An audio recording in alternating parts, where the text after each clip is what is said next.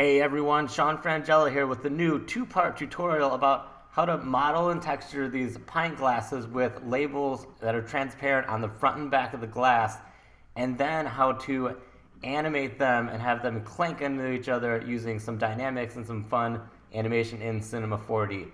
So it was just Valentine's Day and I was trying to think about what to get my wife, and I figured why not make her a Cinema 4D rendering of our pint glasses from our wedding and try and make them look as real as possible.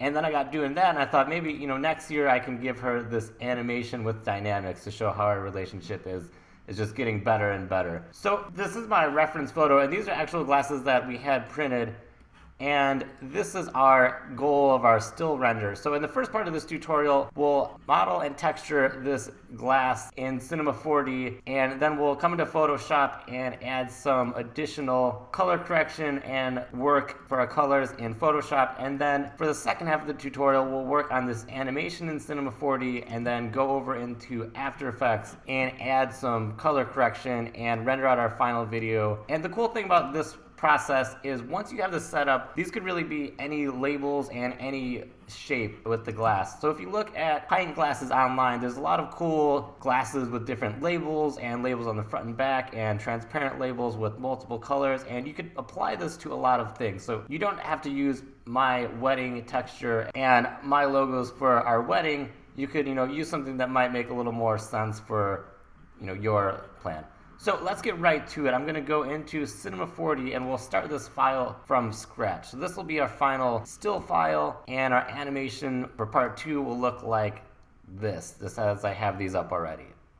That's going to be cool. So I'm just going to make a new file, and let's set up our scene first before we get to modeling and texturing that glass. So what I had in the final was kind of a photo sweep and a couple lights to get started. So in Cinema 4D, let's build that studio sweep. And there are some presets in Content Browser for things like studio backdrops, and there's different plugins and preset packages to get different types of studios, but let's just build it from scratch because it's good to know how to use those sorts of things and edit them. So there's two ways I can think of how to do this quickly. The first one I like the best, and the second one I'll show you just for information of how to do this. So I'm going to grab a plane, make it 1,000 by 1,000, and I can always scale this up later, and then height segments I'm going to put on 100, and that's going to give me enough geometry to bend this thing. And then I'm going to grab a bend deformer, and I'm going to turn up the strength a little to see what's happening after I make it a child of this plane. And that's not really getting us what we want, but what we want to do is we can bend it, and it's not bending on the axis that I want, so I can rotate this bend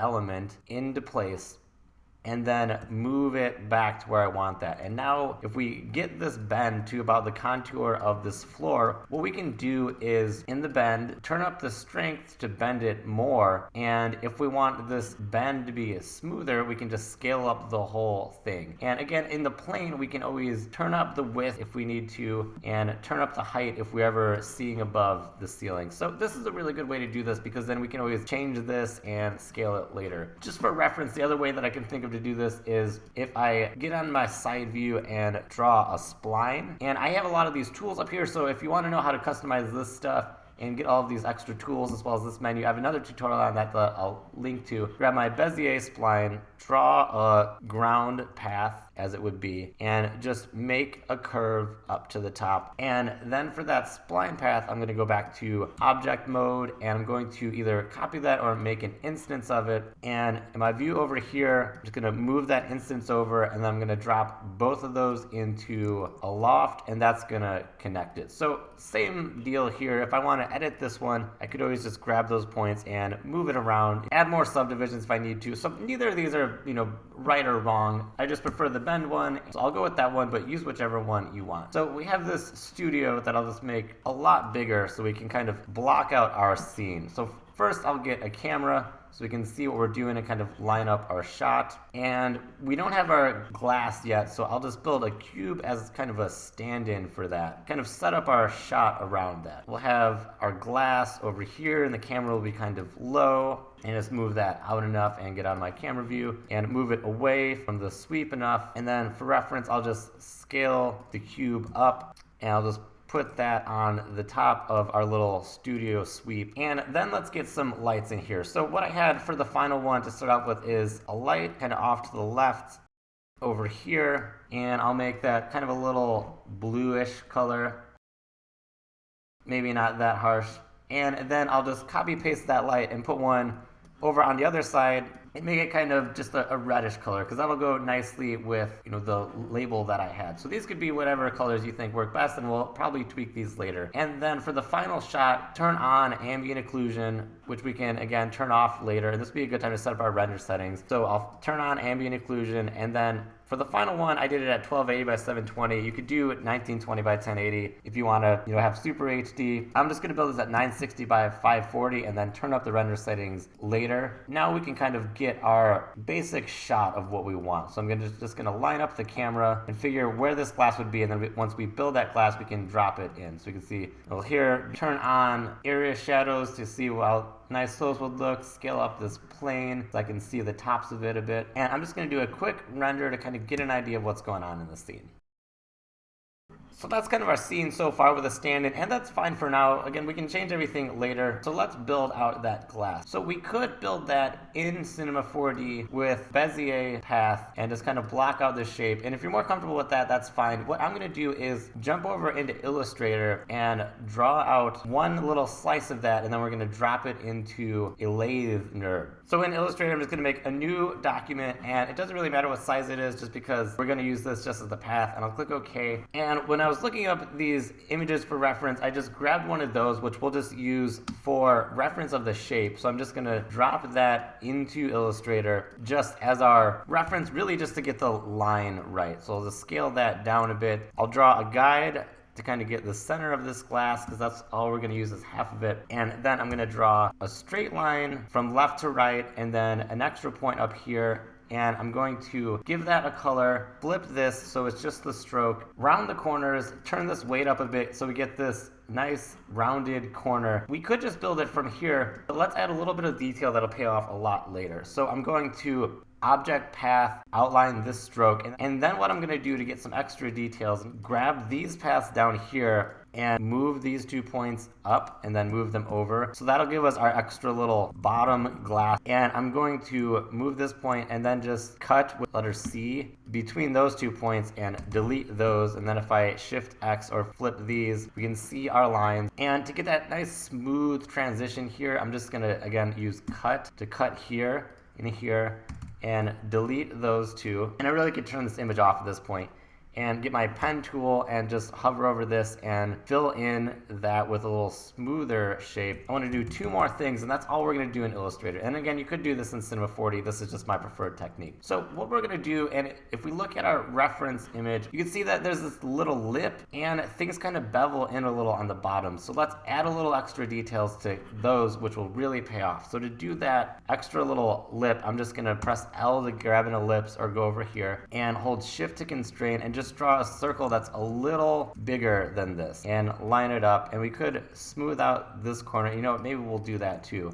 So just scale this in, line it up a bit. Then with the Pathfinder, I'm going to grab both of them and window Pathfinder if you don't have it already, or just Pathfinder, combine those. And if I want to go crazy, I could even cut here again and smooth this little shape out. We probably wouldn't see it, but it doesn't hurt, why not? The last thing I'm going to do before I bring this into Cinema 4D is first recut this, because that Pathfinder combined them, and then just make a couple extra points here with the pen tool and the add anchor point, and add a point here, add a point here, and then just bring those up. And what I can do too is smooth this out by getting my convex vertex and click here and here. And I want to smooth these out, so I could just, again, really quickly kind of just cut this and just redraw in. And this isn't, extremely accurate of the exact glass, but, enough to get enough definition here. So I have my path that I've drawn in Illustrator as a little slice of the pint glass. And to get that into Cinema 4D, I'm just going to go to File, Save As, Pint Glass, New, 01, and then I'm going to save it as Illustrator 8, go back into Cinema 4D, and now in our scene we can go to File, Merge, and grab that Illustrator file that we just made, paste it in, connect splines is fine because it's just one, and we can see that it's came in and it's accurately there, so that's cool. What we want to do is just zero that out to move it into the center of our scene, and then in our front view, we want to move it exactly on the axis because that's going to help the lathe nerve to work correctly. And then after I have it lined up, I'm just going to grab a lathe nerve from here, or I made my own little shortcut, drop this in, and it should wrap that around to make a glass. Yes, that is correct. And just to be sure, I'll turn on display lines to make sure that this bottom part is fully transparent. So you can see why those little details we made really make a big difference. For this, I'm just gonna add some more geometry onto the lathe and put the subdivisions up to like 60 so it's smoothed out a bit, especially on this rounded top. If we undo that, you can see it's a little blocky. And we could always turn this down if you're seeing it from far away, or turn it up, which is going to take more render time if you're seeing it close up. But now if we go into our scene and get our camera back on and turn all this stuff back on, we can just delete this cube that we had as our little stand-in, move my pint glass to where I need it, so I'll just hop back out of the camera. So I'll position onto the cube with my normal shading and just scale it up a bit to make sure that it's about where my scene was. And again, I can always change all of that later as we go along. So I'll pop back into my camera view, delete this. Now my camera's a little close, so maybe back out a bit. And I'm gonna make sure that this looks like it's pretty accurately sitting on our sweep. And as I mentioned, for the animation portion, we'll use dynamics to kind of drop it on there accurately, but for the photo part, let's just stick with this. So now we got this set up, we got some lights hitting it. Let's do a quick render to take a look at this, and then again, we can always change the lights and stuff later.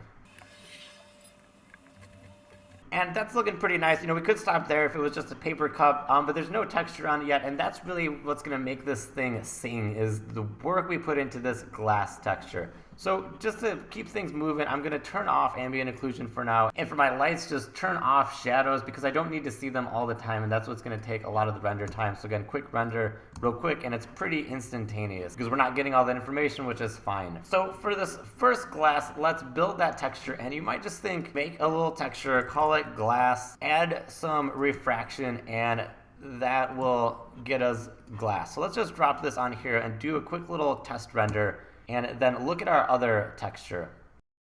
So that kind of looks like the idea of glass, but if we duplicate this whole lathe, and I'll grab that other glass texture that I made from this one, so just copy and bring it back into this one and paste that texture, replace that glass with this one and do a quick render, we can see that the results are pretty dramatically different. You know, this is transparent, and you could say that that's glass, but if we take a look at this one, we're really getting a lot of detail in the light.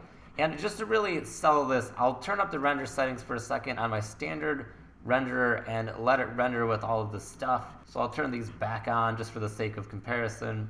And my anti-aliasing, I'll turn it up to best, and then we'll turn this stuff back down later, close this, do a quick render. And with all the anti-aliasing smoothed out, you can really tell that there's a pretty dramatic difference between just adding some refraction and what's going on in this custom texture that we made. And if we look at the photo reference, you know, this is the sort of stuff we're getting. The highlights and the specularity is kind of bending on the top. We can see it bending here. All of this glass here is kind of adding up, and we're getting different refraction. And if we hop back over, we haven't even added our front and back texture to get more detail. And even with a 960 by 540 render, you can really tell that this is getting there. And our scene's probably a little dark, but we'll fix that later. So I'm just gonna close that out, and let's talk about what's in this glass texture. And again, there's presets for this sort of thing, but it's a lot more rewarding to make it on your own, and this is stuff that you can reuse.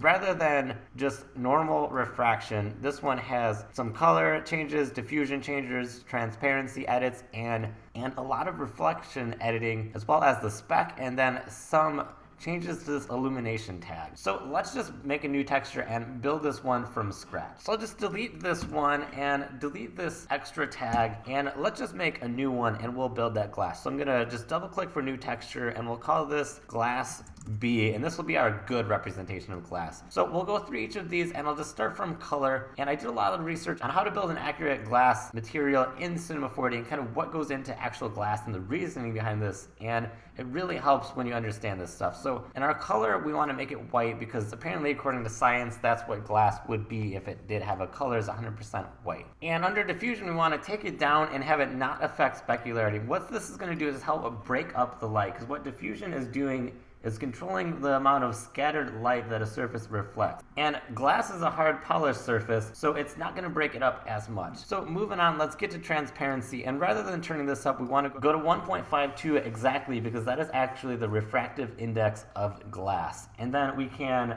leave the rest of this stuff on. So let's move to reflection, and this is where it's really going to help a lot. We're going to turn on reflection. And what's interesting about glass is it reflects its surrounding, but not equally. So we're going to add a Fresnel, but we're going to edit the gradient on this a bit and have it go from black to a dark gray, and that's going to more accurately represent it. And then for our specularity, we want this to not be the smooth one, because glass as a material has a very hard specularity. So if we turn the width down, the height all the way up to 100, our fall off, leave that at 0, and our inner width is something like 25, and I'll more precisely put this width at 12. That's going to help us get what would realistically be like glass. And if we take a look at our last little rendering in our picture viewer, that's what's helping get these really nice reflections from the lights that are over there in the scene. And the last thing we want to do is under illumination, make sure it's blend, and then for receive caustic, we can turn the strength down to something like 30.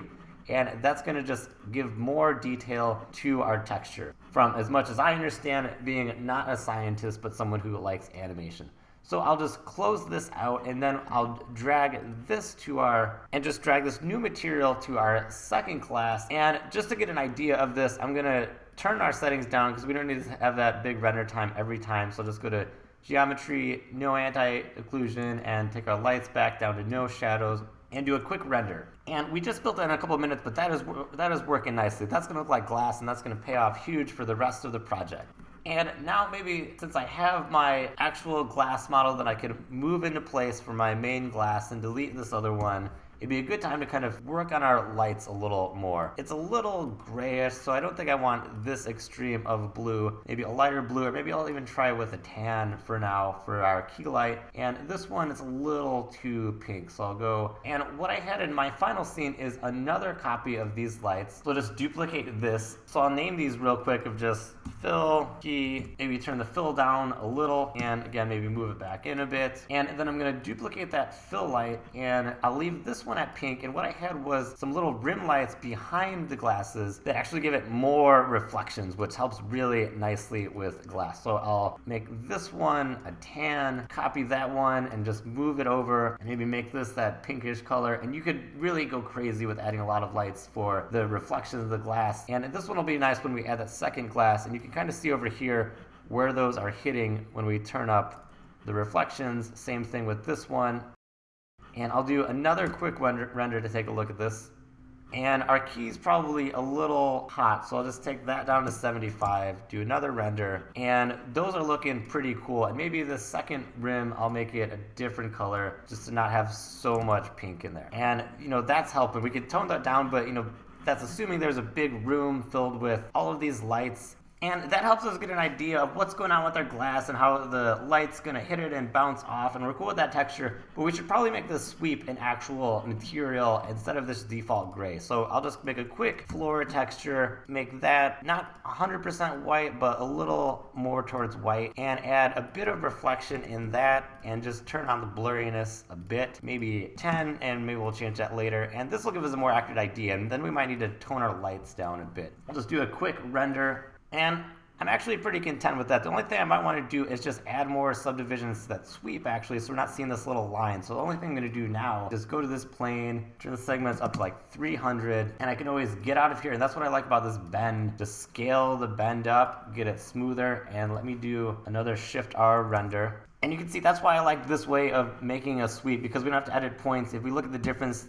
our lines are here versus it's a lot smoother, and that looks more photographic. The only thing I might change is to add some more reflectivity back into that floor. So I'll just turn that back up to 100 and add Fresnel, and we'll see if that comes out better at the next render. And again, the big thing about this one to nail this is getting the materials right. The glass only took us probably a minute to make, but getting this realism is going to be a lot lot of the materials in these little touches, and this is looking pretty good, and we'll especially see why this texture is working so well when we put that other glass behind it and we can see it bending other objects like this, because that comes out looking like glass. That's gonna look great. I can't wait. Let's keep going. So our next step with this portion will be to get those labels on there, and we'll put one in the front and the back. And again, this could be anything, and this is a good process because it goes through a lot of little details of how to get labels on transparent parts and add some additional texture parts. So to get those going, I'm gonna open up Finder, and for those I have vector images that I made for those materials. I'm just gonna open those in Illustrator, but this would also work if you had something in Photoshop, and we'll go through that in a second. So I'm just gonna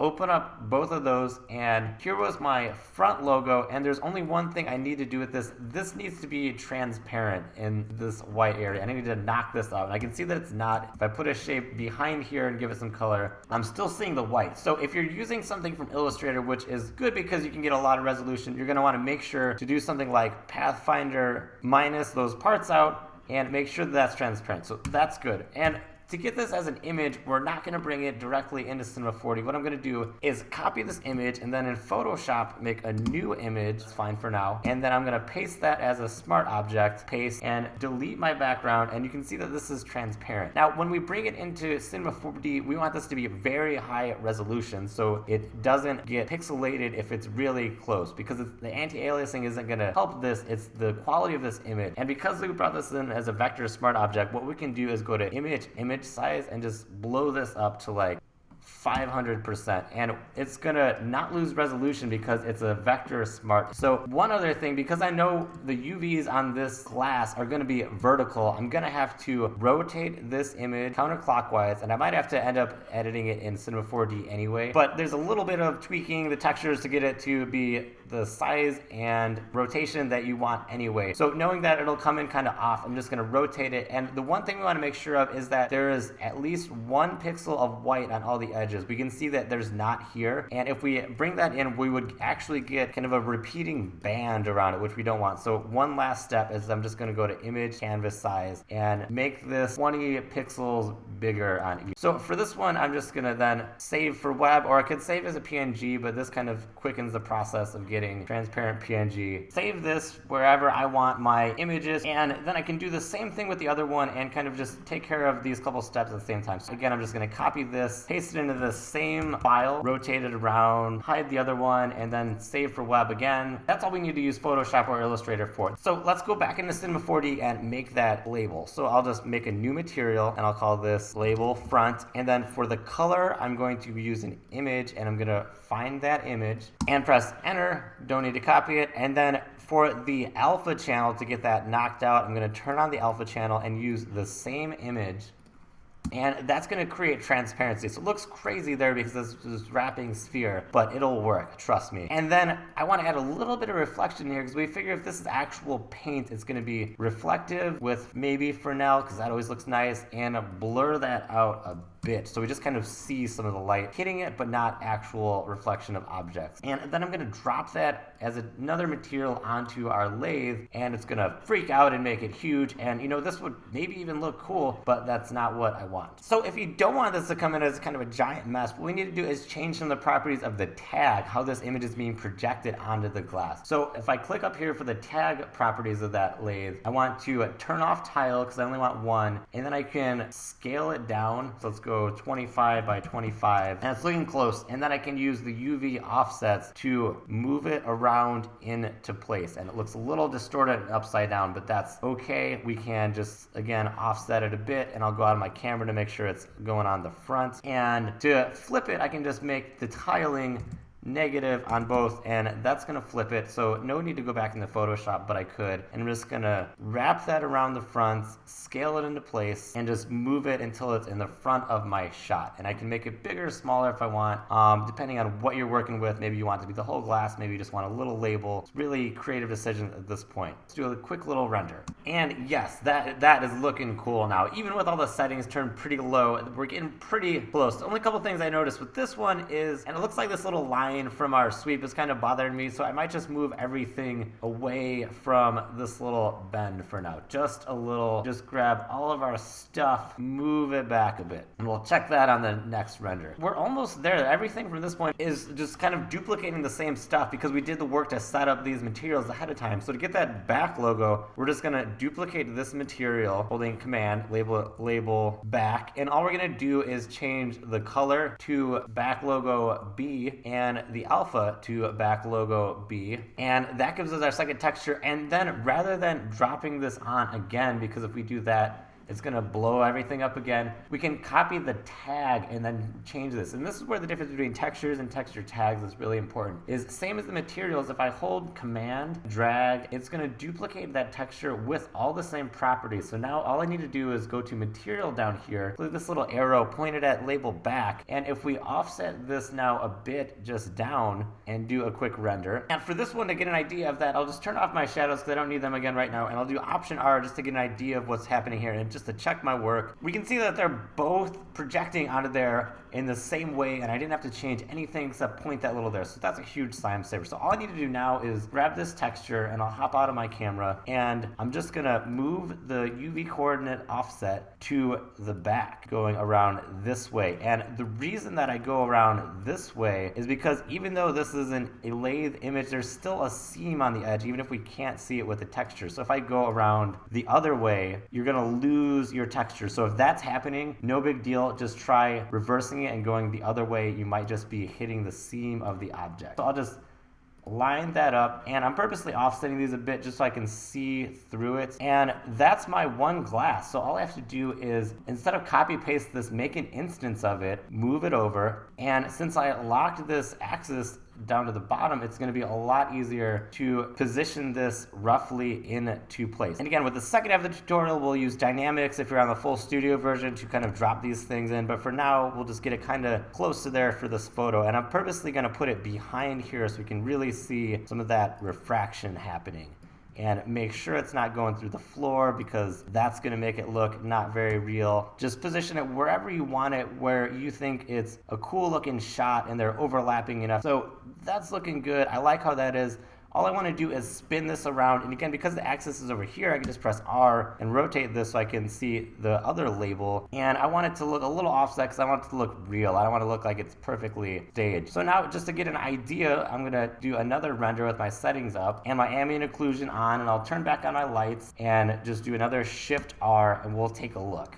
And that is looking good. We are pretty much there. We're getting some really nice reflections from the lights. We're getting this nice refraction. The only little thing I noticed that I want to fix is our lights aren't quite hitting this logo correctly. And I'm just going to get my multiple views and just reposition those lights to where I know that the lights are going to work correctly. And I'm going to do that with Option R to just render this little area of the logo and just fix those. It looks like my rim lights kind of got over here. Move those back to where they're going to be and just reposition my key light and fill light around a bit so I can get them in a spot and preview and see that purple is really showing. We're not getting that black without reflections. We can see in our little preview window now we're getting that full purple and it's looking how it's supposed to. And the great thing about these techniques is that a lot of the work is in the textures and the tags. So now that I have this glass and I have these texture tags with the logos, I could very easily just swap this out to other glasses or other logos. Say if I instead wanted this to not be my wedding glass, but I wanted it to be this Blackhawks logo, all I'd have to do is rotate that canvas, save this out, and back in Cinema 4D, all I would have to do is just change the color real quick and the alpha to the same exact image. It's going to update, and all I have to do is grab the tag and just rescale it a bit to fit. And look at that, it's a totally different glass now. And again, what's cool about this is because maybe we don't even want this glass. If we had a different glass, or say just a sphere of glass, all we'd have to do is grab the two tags that we want, hold command and drag them over, and then we get this glass sphere. And this could be another pint glass or really anything. All you have to do is kind of reposition things and drop the tags on it. And then if we just do a quick option render, we can see now we have this glass ball with the logo on it. And if we spin that around and kind of reposition it in the back, look at that cool through the glass.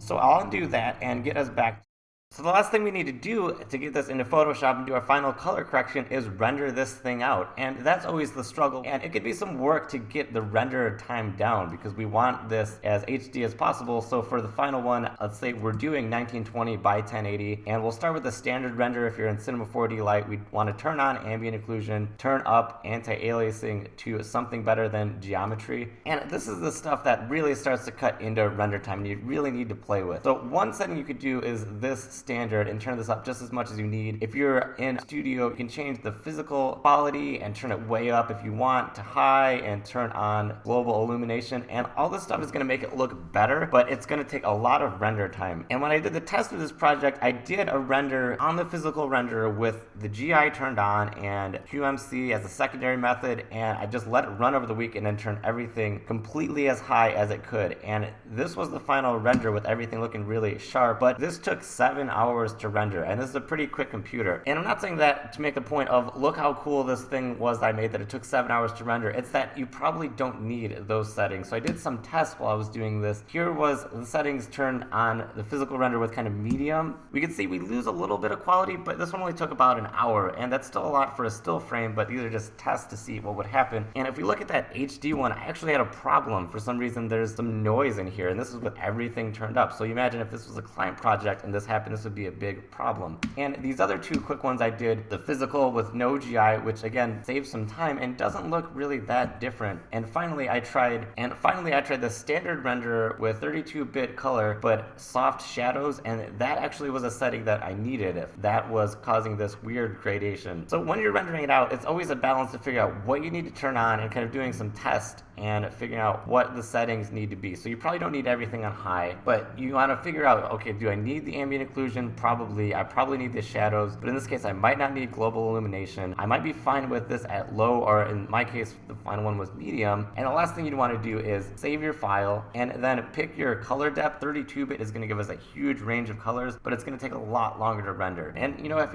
you're doing it over the weekend, then do that. So now that I have that final still rendered out, I'm going to grab that final render and bring it into Photoshop, because it's always good to add final color correction and editing in Photoshop if you're doing stills, and After Effects if you're doing video, because you know you can get the colors close in Cinema 4D, and that's always been something I've heard, and I agree with that completely. Save yourself the render time of redoing it to try to get the lights what you want, and fix things in post. So here was our render. It looks pretty good, but I want to brighten it up a bit. I want to add some curves for contrast and add this kind of tint that I added to the original one. So the first thing I'm going to do is grab that alternate low-res render in this case and fix my problem that I had of this little noise area. So I'm just going to copy and paste that low-res onto it. So I'm going to make a mask on that copy layer that doesn't have the noise, and then just grab my brush with B and paint on that area a bit so I can see through, and then with Command I invert that so all that's showing through this layer is that little fix. And because this is Photoshop, if I want to add curves, what I'm actually going to have to do is bring the bit depth down, because it's not going to allow that with 32-bit images, which is fine. And then I'm gonna grab my curves and I'm just gonna darken this and brighten that a bit. And already that's really helping. And what I'm gonna do to kind of fix this edge is I really want the focus to be over here, and this is a little too gray. So I'm gonna make another curves layer, duplicating that by Command J, and really bring up those darks and kind of flatten those out a bit. And the glasses, it looks a little too dark now, but what I can do is the same thing is the mask that's already here is just make a gradient with G, fill that with just the edges. So now I can brighten up just these edges, so we're still getting the focus here. And I could even duplicate that layer if I wanted to bring it a little brighter and make that 50% opacity. And that's definitely helping. If we see the original image, just adding some curves layers, you know, look at how much that's helping what we're doing. And the last thing I'm going to do is add another curves. This time just change the red channel and push that a little so you get that nice tinting, because that's really helping with the colors. And again, what's great about these adjustment layers is I don't want the whole thing to be tinted. It's kind of pinkish. I just want kind of some of the focal areas. So because there's a mask in it, I can just get my brush again, make it a really big brush, paint back in some of the areas that I want to keep, and just leave it kind of on the bottom areas. And I can always go back and forth with black and white brushes and blot that out as I want, so it's not the whole image, but it definitely helps in some areas. Then, I've set this up as a nice shot, so in my right third I have this, so I could type a message. So I could type a message with text once I'm done with this and be like, husband of, scale that up, make it purple, say the year, and won't she just love that? That is a nice final little graphic piece that we could give, your loved one for, any occasion. What occasion doesn't call for a nice Cinema 4D render? So that wraps up what we're doing with the still, and in the next one, if you want to continue on, we're going to talk about taking this same file and adding animation and dynamics and making these clink around and kind of pushing this even further, and then talking about the render settings that would be appropriate for something like this. And it's good to know the different approaches of what to set your render settings at when you need it for animation and video, and then we'll bring that into After Effects and do animation, video, post-production, color correction in the same way. Thanks for watching this one. I hope you learned a lot. Again, this is Sean Frangella, and I'll see you at the next one when we're adding all these dynamics.